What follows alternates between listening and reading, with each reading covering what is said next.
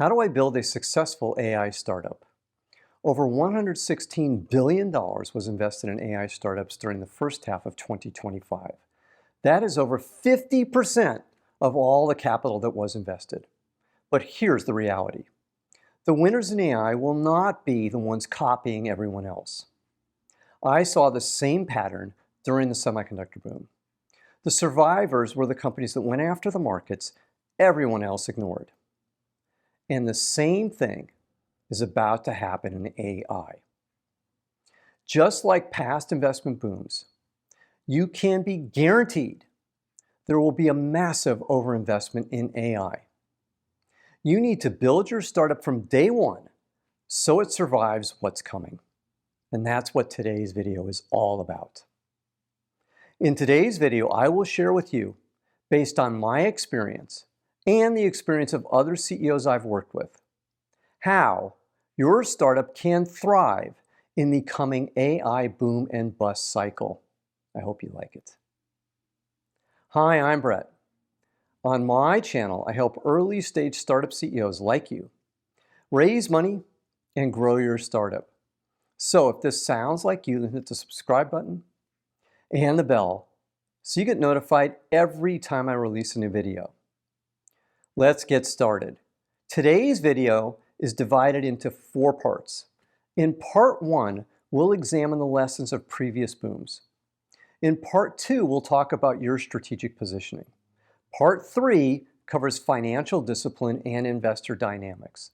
Finally, part 4 focuses on people and execution. So let's start with part 1, lessons of previous booms. Part 1, what can we learn from previous history? AI is far from the first massive startup boom. Since the mid-1990s, we've had boom busts in the internet, communications, solar, space, and high-performance computing, just to name a few. Let's take a look at what's happened in the HPC space because it's an indicator of what's to come in AI. Over 50 startups were funded. Around $9 billion was invested. $3.6 billion was returned to investors in 3 successful deals. 6 other companies had modest exits worth $700 million, but $500 million was invested, so that's a wash. 21 companies failed, burning around $3.6 to $4 billion in money. And there are 2 companies still left, Cerebras and Next Silicon, that still have a good chance of a successful exit. So when you add it all up, it's not exactly a huge pot of gold for investors or startups. And that's the point. If you think that building an AI startup is a guaranteed success, it's not. Make no mistake, building an AI startup, just like any startup, is really, really hard. Now let's move to part 2. Part 2, strategic positioning. We'll review the strategic decisions you and your team need to make. Number 1, you don't have to be first to win. It might surprise you, but being first to market doesn't guarantee you success. In fact, it's just the opposite. Let me give you some examples. Was Google the first search engine? No. There were plenty of search engines before Google. Was Apple the first personal computer? No way. There were at least 3 important ones before the Apple I was launched in 1976. Was Microsoft the first operating system? Hardly. My point is, many of the winners in the AI world will be supposedly late to market. This leads me directly to my next point, which is number 2 on our list. Number 2, Me Too companies aren't the way to go. Let's go back to the HPC market. The failures were companies that weren't significantly better than the status quo of NVIDIA. You can't successfully compete against a giant like NVIDIA if you're just slightly better. You have to be significantly better. The graveyard of failed HPC companies is full of companies like this. And this leads directly to my next point, which is number 3 on our list. Number 3, sustainable differentiation is critical. Brute force won't get the job done. Long-term success relies on developing something that is game-changing. Look at Google, look at Facebook, and look at Apple for inspiration. Your startup will have to do something significantly different that is important to your customers to win. And it will have to be tough for your competitors to replicate. That's the recipe for success. Now let's move to the last key for part 2, which is number 4 on the list. Number 4, a small team of great talent beats a big team of mediocre talent. I'm an advisor to Phantom Space, one of the likely winners in the overinvested space category. While many of their competitors raised hundreds of millions of dollars, Jim Cantrell, Phantom Space's CEO, took a different approach. Jim decided not to raise hundreds of millions. Instead, he raised smaller sums of money and built a small team of elite talent. Now the larger teams have all failed, and Phantom Space has survived and is poised for success. The lesson is that bigger is not always better. Now let's move to part 3 of our discussion. Part 3, financial discipline and investor dynamics. We'll review why great CEOs understand that it's not always about who raised the most amount of money or who has the largest team. So let's start with number 5 on the list. Number 5, don't assume the next round is a sure thing. This is where discipline and intestinal fortitude comes in. Most investors are going to push you to go as fast as possible. They'll want you to build a large team, and they'll promise they'll continue supporting you with more money. The idea is that you show enough progress for a large increase in valuation for the next round.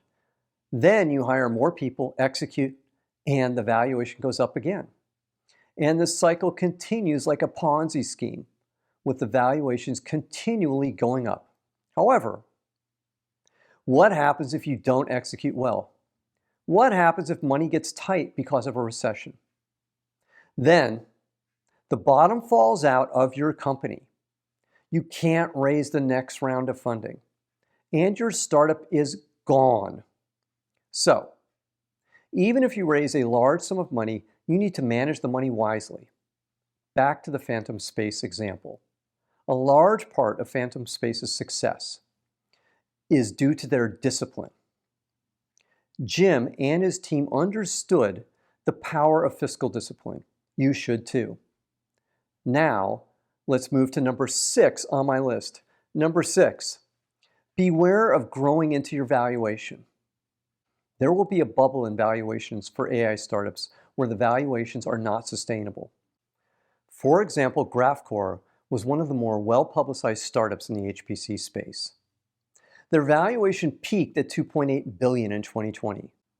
However, their revenue was all of $2.7 million in 2022 and then went to a high of $4 million in 2023.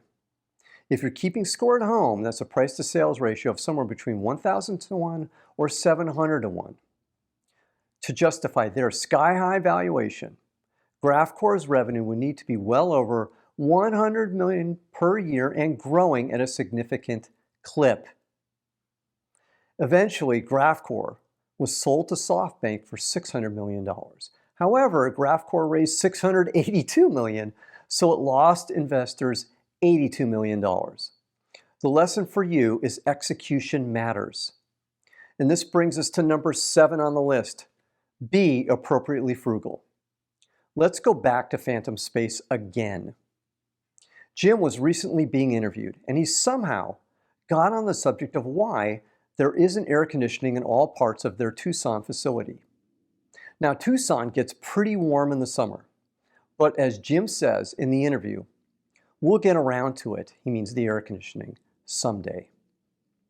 Jim is exhibiting what I call being appropriately frugal. You spend money on the truly important stuff, and you save money everywhere else.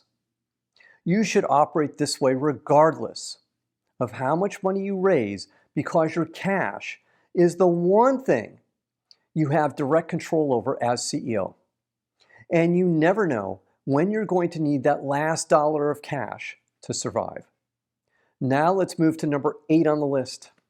Number 8, beware of investors telling you to go faster. Don't worry, Brett, we'll support you. Raul, one of my investors, said to me during a board meeting, Raul wanted me to increase my hiring plan. Since we had just announced our first products to market and I didn't know how things were going to go, I wanted to freeze hiring. However, I took the bait. And I increased our hiring plan, which of course reduced our runway. And you know what happened next. On cue, Raul withdrew their support for our next round of funding. The point of this quick story is that it's in your investors' interest for you to go faster, but it might not be in your best interest. Manage your money wisely, be appropriately frugal, and don't assume you'll grow into your valuation. This leads to part 4 of our analysis. Part 4, people and execution. And let's move to number 9 on our list. Number 9, the race for top talent will be fierce. And there's no way you will be able to compete head-on with Google, Apple, Meta, or OpenAI for talent. Do you want to hear some insane numbers? Meta is paying elite talent, which means the best of the best, $1 million per year. And there's a report they paid a top researcher over $250 million in compensation over a 4-year period. Here's a breakdown of the key competitors in the space. Google's paying a median salary of $280,000. Apple's paying a median salary of $379,000. OpenAI is paying a median salary of $875,000. And Meta, we've already told you, is paying over $1 million. By the way, it doesn't include the stock. The point is, you will have to sell talent on more than just money. You'll need to sell them on your vision and the potential to make lots of money over time. It's tough, but it can be done. And this leads to the final challenge. Number 10 on our list, don't hire B players. If it sounds like it will be tough to win in the AI space, you're right, it will be. However, I can't say this strongly enough. You can't lower your standards and hire B or C players. Hiring mediocre candidates is the kiss of death. I know it's tough, but you're going to have to find a way. Not everyone wants to work for a huge company. It's your job to find extremely talented people that are the true believers in what you're doing. Now, if this content is resonating with you, then please hit the like button right now. One final thought. Do not just chase the obvious AI applications that everyone is talking about. Think about contrarian uses. In my years in the analog semiconductor industry, I saw companies win huge by applying new technology to markets competitors dismissed as commodity and cash cows. I've seen the same dynamic repeat itself recently with other companies I've advised. For example, Next Silicon, one of the winners in the HPC space, had a decidedly contrarian strategy that has directly led to their success. A contrarian strategy combined with a really talented team is a dynamite combination that is really tough to beat. Even with all this going for them, Next Silicon faced several near-death experiences they had to overcome. It was only through grit and determination that they survived. The same dynamic will happen with AI. If you look where others are not looking, that is where the massive winners will come from. Now, I have 3 more things for you today. First, if you want to work with me on your startup, then just scan this QR code. Second, you can use my free startup pitch deck template. It has all the slides you need to develop an awesome pitch deck. Scan the QR code to get yours for free. And third, join my free group of startup CEOs, Zero to Pitch. It's a community for startup CEOs focused on growing their companies and raising funding for their companies. Scan the QR code to join. And if you want help fixing your pitch, then Just watch this free 20-minute training. Just click the link over my left shoulder here.